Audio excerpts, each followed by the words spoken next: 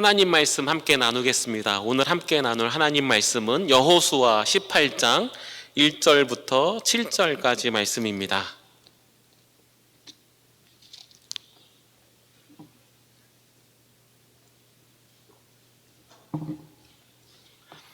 제 성경은 구약 346면입니다. 여호수아 18장 1절부터 7절까지 말씀 우리 한 절씩 교독하도록 하겠습니다.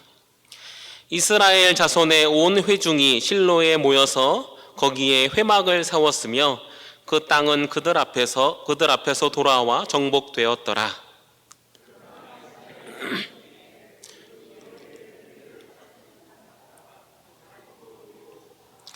여호수아가 이스라엘 자손에게 이르되 너희가 너희 조상의 하나님 여호와께서 너희에게 주신 땅을 점령하러 가기를 어느 때까지 지체하겠느냐?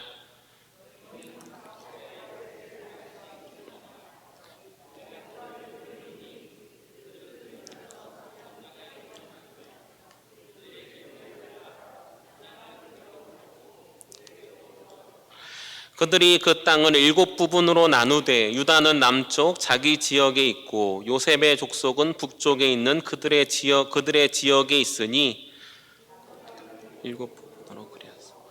이거 4개로 가져오라. 그러면 내가 여기서 너희를 위해 우리 하나님 여호와 앞에서 제비를 뽑으리. 함께 읽겠습니다. 레위 사람은 너희 중에 분깃이 없나니 여호와의 제사장 직분이 그들의 기업이 됨이며 갓과 루벤과 므낫세 반 지파는 요단 저편 동쪽에서 이미 기업을 받았나니 이는 여호와의 종 모세가 그들에게 준 것이니라 하더라. 아멘. 오늘도 하나님의 은혜가 말씀 가운데 함께하기를 간절히 소원합니다. 여러분, 한국 속담 가운데에는 떡이 들어가는 속담들이 좀 있습니다. 요즘엔 예배 끝나고 함께 애찬 시간이 없어서 떡 얘기하면 여러분 더 그럴까봐 좀 그렇지만 아무튼 떡 들어가는 그런 속담이 있습니다. 어머니 말씀을 잘 들으면 자다가도 떡이 생긴다, 그런 이야기들이 있어요. 두 속담이 되게 비슷한데 다른 속담이 있습니다. 여러분 아십니까? 미운 아기 떡 하나 더 준다라는 속담이 있고요, 우는 아기 떡 하나 더 준다라는 속담이 있습니다. 이게 두 개가 다른 속담이더라고요. 찾아보니까 미운 아기 떡 하나 더 준다, 우는 아기 떡 하나 더 준다. 여러분 다 경험 있으시죠? 우는 아이한테 떡 하나 더 줬던 경험들 아마 있으실 겁니다. 우리가 지금까지 가나안 땅에 들어간 이스라엘 자손들이 땅을 분배받는 내용을 함께 나눴습니다. 함께 나눈 내용 중에 첫 번째 내용이 누구였습니까? 이 산지를 내게 주옵소서라고 고백했던 갈렙. 그 갈렙과 유다 지파의 땅을 나눴던 내용을 함께 나눴습니다. 그 다음에 나눴던 내용이 어떤 내용이었습니까? 내가 큰 민족이 되었거늘 나의 기업을 위하여 한 분깃만 내게 주심이 어찌함이니까? 라고 이야기하면서 떡 달라고 이야기했던, 땅 달라고 이야기했던 요셉 지파가 있었습니다. 에브라임과 므낫세 지파가 있었죠. 스스로 개척하라 라는 말씀이 있었습니다. 예수님께서 마태복음 11장 12절 말씀에 이렇게 말씀하세요.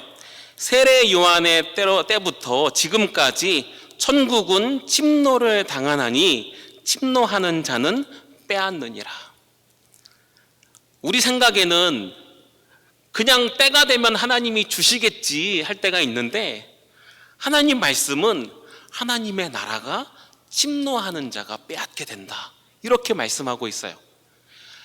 울면은, 구하면은, 말씀 뭐라고 이야기합니까? 구하라 말씀하지 않습니까? 구하면은 더 먼저 받는 것을 말씀은 우리에게 보여줍니다. 유다 지파와 요셉 지파가 이렇게 땅을 받았습니다.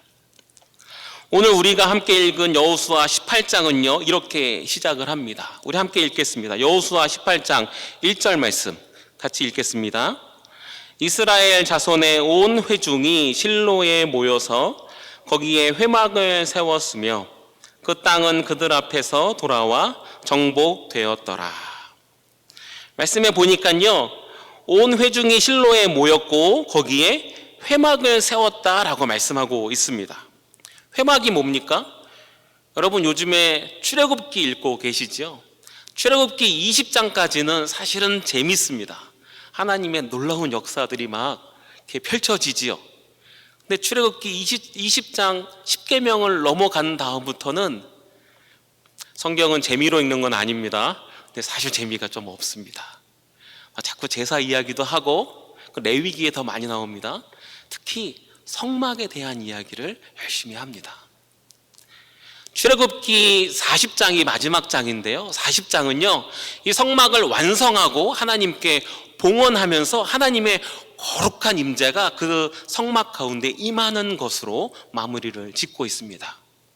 이스라엘 자손 가운데에는요 이 성막, 이 회막이 너무너무 중요합니다. 그래서 이스라엘 사람들은요 광야를 지나는 동안에 이 회막을 중심으로, 성막을 중심으로 진을 쳤어요. 성막 앞쪽, 성막 뒤쪽, 성막 오른쪽, 성막 왼쪽, 이렇게 각 세 지파씩 무리를 지어서 진을 치게 되었습니다. 이스라엘 사람들이 이동할 때도 역시 성막이 가장 중앙에서 이동하였습니다. 오늘 말씀 뭐라고 이야기하고 있습니까? 실로에 그 회중들이 모였고 거기에 회막을 세웠다라고 말씀하고 있어요. 무슨 얘기입니까? 이스라엘 자손들이 드디어 이 가나안 땅에 정착하고 있다라고 말씀하고 있는 겁니다. 이 실로라는 곳은요 사사기 시대에 계속 여기에 회막이 있었어요.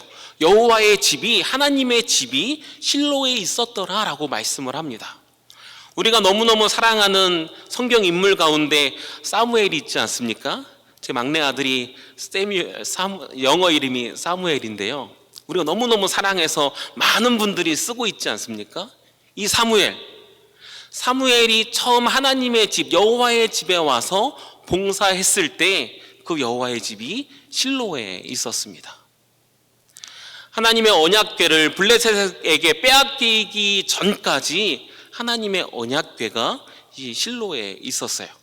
그 실로에 정착하게 된 시간이 바로 이 여호수아 18장에 나오는 이 시간입니다. 하나님의 언약궤가, 하나님의 회막이 거기 세워졌어요. 드디어 이스라엘 자손들이 가나안 땅에 정착하고 있습니다. 되게 희망적이지 않습니까? 하나님의 약속이 성취되어지고 있는 모습을 보여주고 있는 거죠. 그런데요, 이어지는 말씀에서 이런 희망적인 사실과 다른 이스라엘 자손의 지금 형편을 볼 수가 있습니다. 여호수아 18장 2절 말씀, 이렇게 말씀합니다. 그러나 이스라엘 자손 중에 그 기업의 분배를 받지 못한 자가 아직도 7지파라. 하나님의 회막이 이 실로에 세워졌는데 그러나 라고 말씀하고 있죠. 희망적인 이야기, 하나님의 약속이 이루어지고 있는 긍정적인 이야기가 기록되었는데 바로 이어서 그러나 라고 말씀하고 있습니다.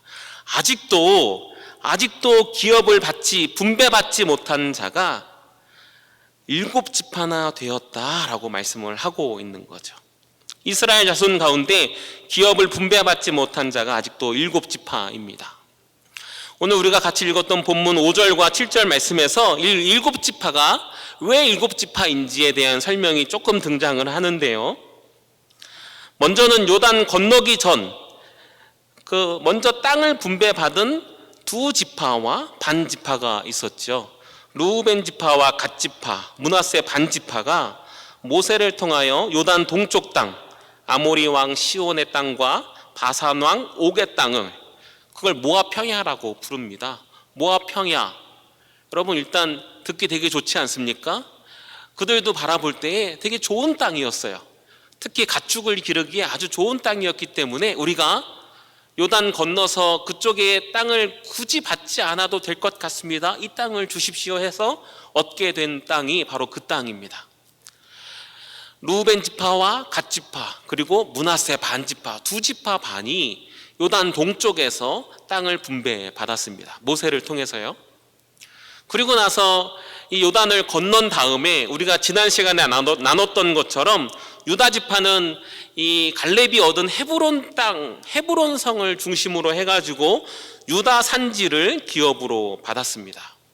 나중에 여기 한번 제가 준비해서 각 지파별로 얻은 땅을 한번 보여드리도록 하겠습니다. 근데 아직은 굳이 그럴 필요가 없을 것 같아서 준비하지 않았습니다.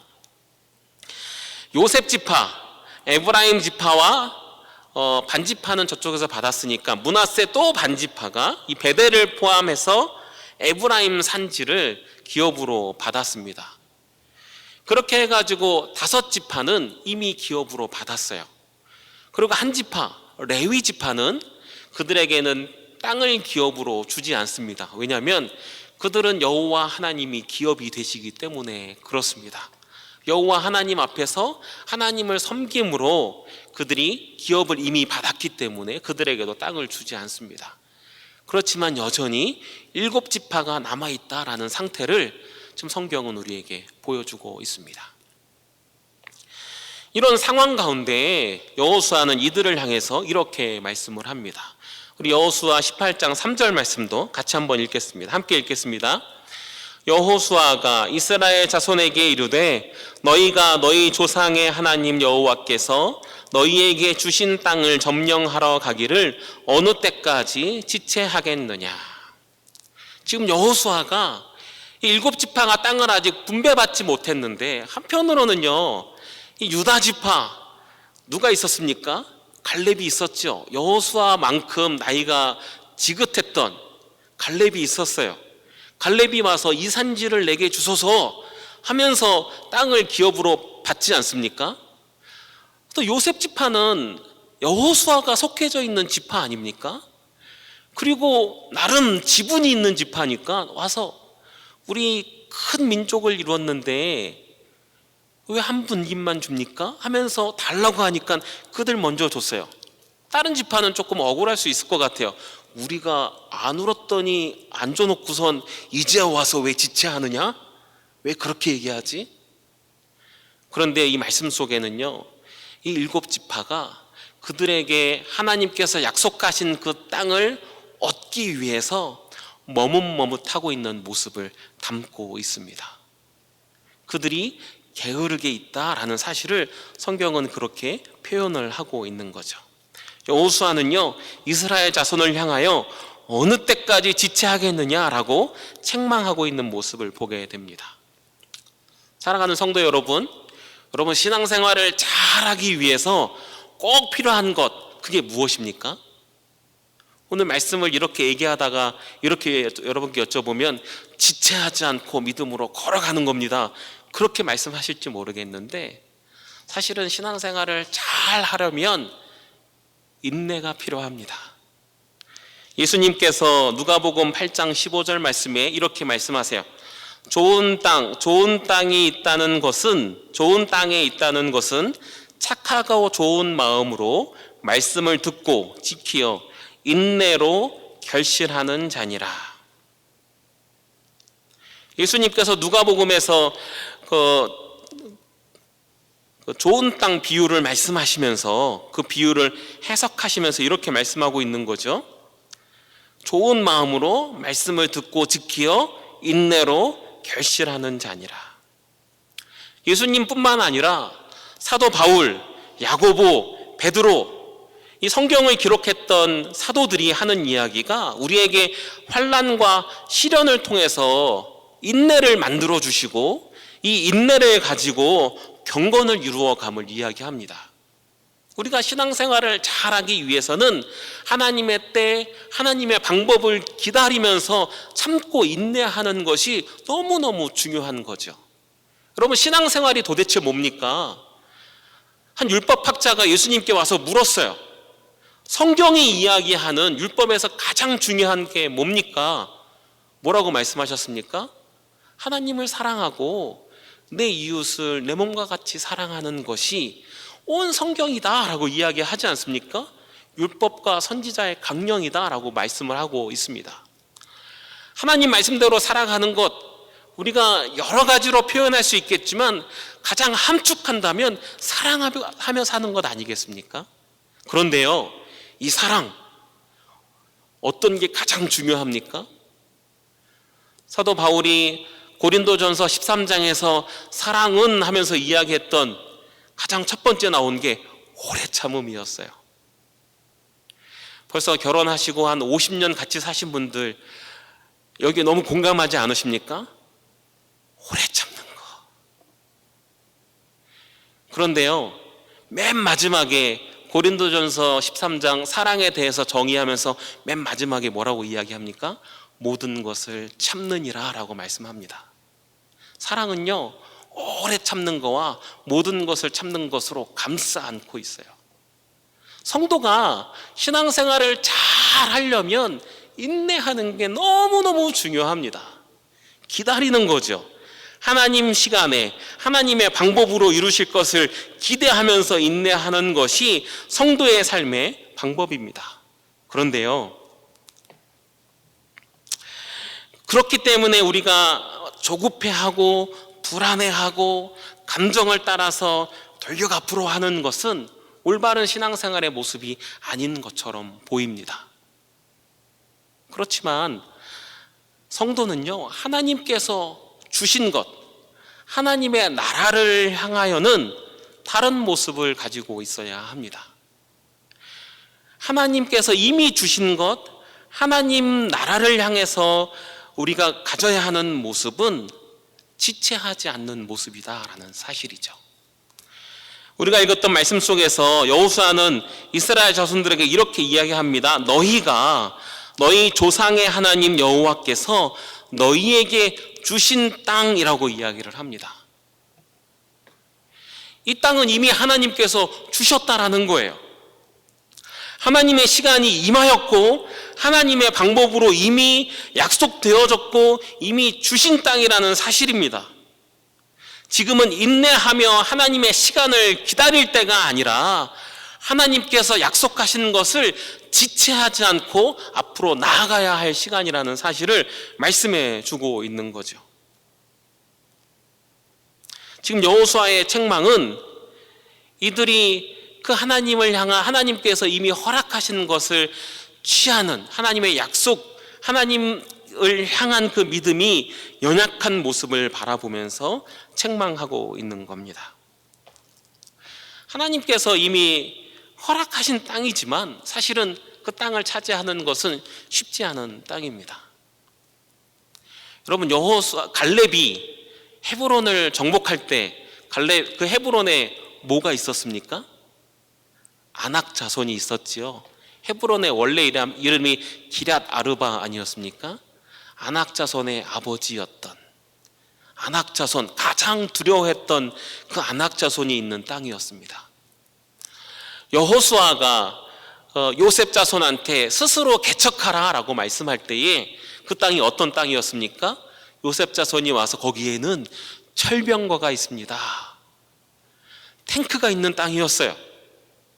여러분, 이미 주신 땅이지만 그 땅이 사실 쉬운 땅은 아니었을 겁니다.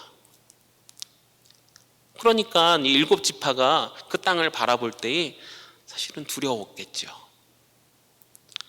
이스라엘 자손은요, 광야를 계속 이동했던 사람들이었어요. 광야를 이동하면서 자기 땅 하나 없이 살았어요.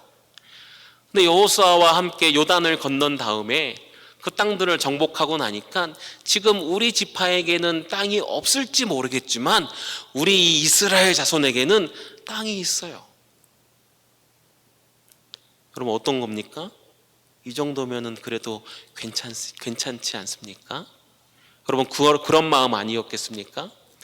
이스라엘 자손들에게 없던 땅이 비록 이게 우리 지파의 땅으로 분배된 건 아닐지 모르겠지만 이스라엘 자손 가운데 땅이 있더라.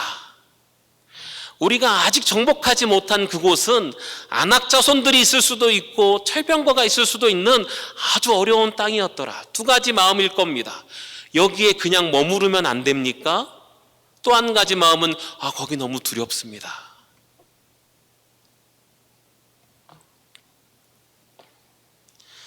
사랑하는 성도 여러분, 예수님께서 제자들의 삶에 대해서 말씀하시면서 누가복음에서 이렇게 말씀을 합니다. 누가복음 9장 62절 말씀에 보니까 예수께서 이르시되 손에 쟁기를 잡고 뒤를 돌아보는 자는 하나님의 나라에 합당하지 아니하니라 하시니라. 하나님께서 이미 허락하신 성도의 삶을 살아감에 있어서 지체하는 모습은 지금에 만족하고 두려워하면서 적당히 살아가려고 하는 그 모습은 하나님께서 기뻐하시는 모습이 아닙니다. 요한계시록 3장에서 라오디게아 교회에게 예수님께서 하신 말씀이 그것 아닙니까? 너희는 뜨겁지도 않고 차지도 않다. 어떻게 한다고 말씀하십니까? 내가 너희를 토해내고 싶다. 내가 너희의 모습을 보니까 너무 역겹다라고 말씀하고 있는 것 아닙니까? 뜨겁든지 차갑든지 하라. 그렇게 말씀을 하고 있습니다. 하나님께서 이미 허락하신 그 땅을 향해서 지체하지 않고 그 약속을 붙들고 앞으로 나아가는 그 모습이 성도의 모습입니다. 바라기는 저와 여러분이 지체하지 않고 하나님의 그 주신 것을 바라보면서 전진할 수 있는 그런 모습이 되기를 간절히 소원합니다. 할렐루야. 여호수아가 처방을 내리고 있는데요, 이렇게 명령을 하죠. 여호수아 18장 4절 말씀에 보니까 이렇게 말씀을 합니다. 너희는 각 지파에 3사람씩 선정하라. 내가 그들을 보내리니 그들은 일어나서 그 땅에 두루 다니며 그들의 기업에 따라 그 땅을 그려 가지고 내게로 돌아올 것이라. 이렇게 말씀하고 있습니다. 여호수아의 처방은요, 각 지파에게 3사람씩 택하여, 그러니까 7지파니까 21명 정도 되겠죠. 그 3사람씩 택하여 그 땅을 두루 다니며 그 땅을 그려가지고 돌아올 것을 말씀하고 있습니다. 사실은 이 7지파뿐만 아니라 요단 서편에 있는 땅을 기업으로 받은 지파들, 또 그 지파들 가운데 유다 지파, 요셉 지파도 아직 땅을 온전히 차지한 것은 아닙니다. 이 여호수아 스토리가 한 지파씩 이야기하다 보니까 이 역사적인 시간과 기록된 시간들이 조금 다를 수 있음을 여러분 엄두에 두셔야 됩니다. 땅을 분배받는 것은 아직 온전히 차지한 땅이 아니죠. 근데 그 땅을 믿음으로 분배받고 그 땅을 또 정복하게 되는 것들을 보게 되는데요, 마찬가지로 7지파들도 아직 온전히 차지한 땅이 아닌데 그 땅을 두루 다니며 그 땅을 그려가지고 돌아올 것을 명령하고 있는 겁니다. 땅을 그려가지고 오라라는 그 말씀은요, 자세히 기록할 것을 말씀하고 있어요. 여기에서 표현하고 있는 그리다라는 의미의 히브리어 카타브라는 단어는요, 상세히 기록하다라는 의미를 가지고 있습니다. 쓰다, 메모하다라는 의미를 가지고 있어서 적당히 알아오는 것이 아니라 그 땅을 제대로 잘 알아올 것을 이야기하고 있어요. 그러니까 두루 다니다라는 그 표현은 그 땅을 직접 밟아가면서 그 땅을 그려가지고 오라는 그 사실을 여호수아가 명령하고 있는 거죠. 각 지파별로 3사람씩 뽑아서 그 땅을 두루 다니는 겁니다. 그러면서 그 땅을 그리는 거죠. 여기엔 어떤 것이 있고 여기엔 어떤 것이 있고, 그러면서 이 땅이 우리 지파 가운데 어떤 의미가 있을지, 우리가 여기에서 어떤 삶을 살아가야 할지, 그런 것들을 그리는 겁니다. 여러분, 어떤 것처럼 보이세요? 성경학자들은요, 이 부분을 해석하면서 이 여호수아가 이 이스라엘 각 지파에게 각 지파별로 비전을 품을 것을 이야기하고 있다, 그렇게 해석을 합니다. 저는 거기에 굉장히 공감이 갑니다. 그 땅을 밟으며 그 땅 속에서 그 지파들이 살아갈 그 삶을 꿈꾸며 그림을 그리는 겁니다. 하나님께서 이루실 기업을 마음속에 품고 그림을 그리는 거죠. 그게 바로 비전 아니겠습니까? 성도는요, 비전을 품고 살아갑니다. 하나님께서 허락은 하셨는데 여러분의 삶 가운데 그 모든 영역이 여러분이 성도로 살아가는 영역으로 하나님께서 허락하신 영역 아니겠습니까? 그런데 그 땅이요, 아직 정복되어지지 않았어요. 거기에서 예수 믿는 사람으로 살아가는 게 어렵습니다. 꼭 바보같이 보일 때가 있어요. 세상 물정 모르니까 그렇게 살아가지, 그런 소리를 들으면서 예수 믿는 사람으로 살아갈 영역이 있습니다. 아직 정복되어져 있지 않아요. 근데 우리는 어떻게 해요? 그 땅을 바라보면서 꿈을 꾸는 거죠. 그 땅 가운데 하나님의 통치가 임하면 어떻게 될까? 여러분, 정치라는 영역 보면은요, 아주 지저분할 때가 있어요. 거기는 예수 믿는 사람으로 정직하게 그거 어떻게 감당해? 라고 생각할, 정치인이 되면 거짓말도 할 수 있어야 돼. 여러분, 그렇게 생각하지 않습니까? 아닙니까? 그런데 여러분, 꿈을 꾸는 거죠. 여기에 하나님의 통치가 이루어지는 그 정치, 정직하게 정말 하나님 앞에 하나님을 두려워하며 국민들을 정말 사랑하고 정말 최선을 다해서 사랑으로 섬기는 그 모습, 그게 뭡니까? 성도가 자기의 영역에서 꿈꿔야 하는 꿈, 그게 비전입니다. 성도의 삶은 그래야 됩니다. 여러분께서 어느 영역에 있든지 사실 그 영역은 만만하지가 않습니다. 제가 들었던 이야기인데, 한국의 어떤 조그만 옷가게 했던 어떤 분이 지금은 큰 기업을 이뤘죠. 그분이 정말 정직하게 옷가게를 하려고 하나님 앞에서요, 최선을 다했다고 하더라고요. 그러니까 사람들이 거래를 안 한대요. 조금 뒷돈도 줘야 되고, 허가를 받으려면 조금 이렇게 쑤셔 넣어줘야 되고, 여러 가지 방법들이 필요했는데, 그분이 거기에서 나는 정직하게 하나님의 방법으로 살겠습니다 하고 났더니 아주 어려움을 겪은 거죠. 근데 사회가 굉장히 바람이 크게 부니까 갖가지 악한 수단과 방법으로 행했던 사람들은 다 무너져 버리더라. 정직하게 살았더니 결국에 그 사람이 그 어려운 시간 가운데에서는 성장하게 되더라, 그 얘기를 들었습니다. 그럼 꿈 같은 이야기입니까? 내가 있는 그 영역은 아닐 것 같습니까? 여러분의 가정은 어떻습니까? 여러분이 가정 가운데에서 꿈꾸고 있는 것은 무엇입니까? 내가 가정 가운데, 우리 가정은 하나님의 통치가 이루어지는 하나님의 나라가 되는 그 가정.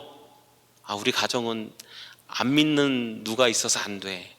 우리 가정은 너무 바쁜 누가 있어서 안 돼. 역시 여러분 그렇게 생각하십니까? 성도는요, 하나님의 통치가 이루어질 것을 꿈꾸면서 살아갑니다. 그게 바로 비전이지요. 지금 여호수아는 7지파에게 비전을 품으라고 이야기하고 있습니다. 성도들만 그런 게 아니라 여러분, 교회도 비전을 품어야 되죠. 우리가 요즘에 담임 목사님 청빙을 위해서 온 성도들이 열심히 기도를 하는 것 잘 알고 있습니다. 여러분, 틈날 때마다 매일매일 기도하시는 걸 알고 있습니다. 여러분, 비전은 오늘도 이 3사람씩 보내니까 어쩌면은 비전은 리더들을 통해서 세워질지 모르겠어요. 교회 리더들을 통해서. 그런데 이 비전을 이루어가는 것은 온 성도가, 온 백성이 함께 이루어 갑니다.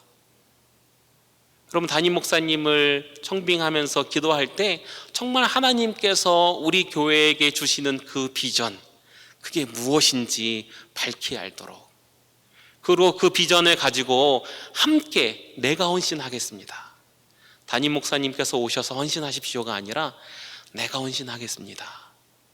주님께서 세워주시는 비전이라면 제가 그 비전 가운데 동참하겠습니다. 여러분, 그렇게 기도하셔야 됩니다. 우리 교회도 정말 비전을 바르게 세우고 나가야 합니다. 우리 교회가 이 놀스역 땅, 캐나다 이 토론토에 세워져 있는 그 이유부터 해서 우리가 두루 다니면서 우리 교회를 향한 비전들을 품어야 되겠죠.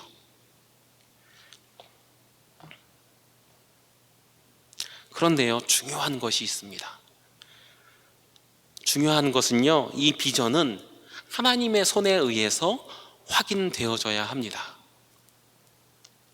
많은 사람들이 욕심을 따라서 그림을 그리고 그것이 비전이라고 말하며 나아가는 것을 보게 됩니다. 욕심을 따라서 세운 것이 아니라 하나님의 뜻을 따라서 세우고 이루는 것임을 기억하며 하나님 앞에서 확인하는 것이 필요합니다. 여호수아 18장 6절 말씀 우리 같이 한번 읽겠습니다. 그 땅을 7부분으로 그려서 이곳 내게로 가져오라.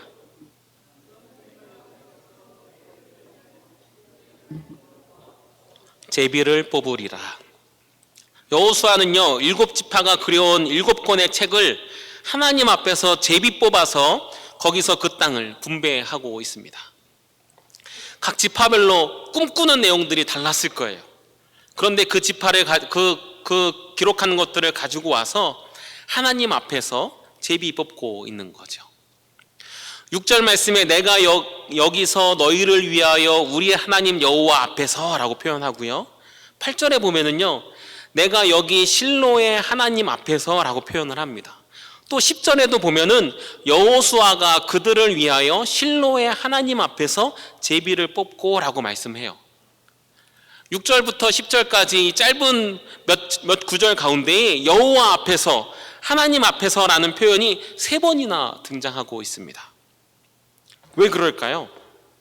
여호수아는요, 이렇게 하나님 앞에서 강조한 이유가 먼저는 이 땅을 분배하는 것이 공의롭고 공평하다라는 사실을 이스라엘 자손들에게 보여주기 위한 것도 있을 겁니다. 근데 그 내면에는요, 하나님께서 이 땅을 주시고 계심을 보여주고 있는 거죠. 우리가 이 땅을 차지함이 우리의 능력이나 우리의 손에 있는 것이 아니라 전적으로 하나님 손에 있음을 그들에게 확인시켜 주고 있는 겁니다. 그렇기 때문에 하나님 앞에서 제비를 뽑는 거예요. 각 지파별로 자기들이 꿈은 좀 다를지 모르겠지만, 비전은 나름대로 세웠을지 모르겠지만, 결국 확인하고 이끌어가는 분이 하나님이시다라는 사실을 그 앞에서 내려놓고 기도하면서 그 비전을 확정하고 걸어가고 있는 거죠. 잠언에서 지혜의 왕이었던 솔로몬이 이렇게 고백을 합니다. 잠언 16장 9절 말씀에 보니까 사람이 마음으로 자기의 길을 계획할지라도 그의 걸음을 인도하시는 이는 여호와시니라. 사람이 많은 계획을 세울지라도 그 걸음을 인도하시는 분이 하나님이십니다 라고 고백을 하고 있는 거죠. 근데 19장에서 한 걸음 더 나아가죠. 사람의 마음에는 많은 계획이 있어도 오직 여호와의 뜻만이 완전히 서리라, 이렇게 말씀해요.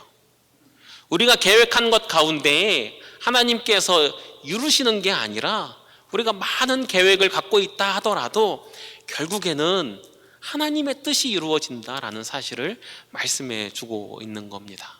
사랑하는 성도 여러분, 오늘 이 7지파가 땅을 기업으로 분배받고 있는 이 내용은 우리로 하여금 비전을 품을 것을 분명하게 이야기해 주고 있어요. 내가 하나님의 자녀로, 하나님의 백성으로 하나님 나라를 살아가는 성도로서 내게 주어진 이 영역 가운데 하나님의 통치가 이루어지는 것을 꿈꾸며 그림을 그릴 것을 이야기해 주고 있어요. 그런데 그 꿈꾸는 것조차도 하나님 앞에서 내려놓고 기도할 것을 말씀해 주고 있습니다.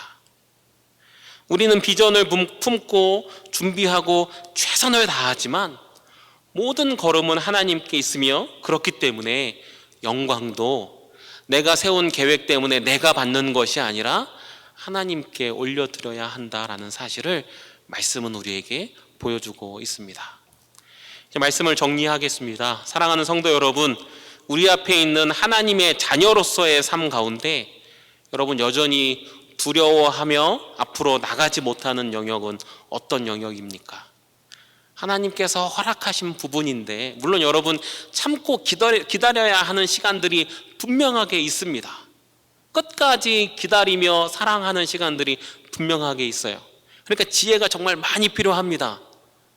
내가 앞으로 나아갈 시간입니까? 아니면 참고 기다려야 할 시간입니까? 근데 혹시 여러분께서 두려워함으로 아니면은 지금의 만족함으로 때로는 좀 내 마음속에 하나님께서 분명히 허락하셨음에도 불구하고 자신이 없는 거죠. 하나님을 향한 믿음이 부족해서 주저하고 있는 부분이 있다면 오늘 말씀을 통해서 다시 한번 여러분 하나님의 음성을 들었으면 좋겠어요. 그리고 다시 한번 꿈을 꿨으면 좋겠습니다. 정말 하나님께서 내게 그 땅을 통해서 이루시고자 하는 것이 무엇인지 그 땅을 밟으며 그 땅을 돌아보며 두루 다니며 여러분 꿈을 꿨으면 좋겠어요. 그리고 나서 다시 하나님 앞에 엎드리는 거죠. 하나님, 제가 이 꿈을 꿨는데 지금 제가 감당할 수 있겠습니까? 제가 앞으로 나가는 게 맞습니까? 주님, 제가 우리 교회를 향해서 이 꿈을 꾸고 있는데 주님, 이 꿈이 정말 주님 앞에 합당합니까? 기도하면서 주님의 손을 붙들고 걸어가는 겁니다. 그럴 때에 우리 모두가 다 성도로서 온전한 승리를 거두는 삶을 살게 될 줄 믿습니다. 바라기는 저와 여러분이 정말 하나님 앞에서 주님 말씀 붙들고 주님 앞에서 기도하면서 주님과 동행하면서 매일매일 승리하는 삶이 되기를 간절히 소원합니다. 아멘. 같이 찬양 하나 하죠.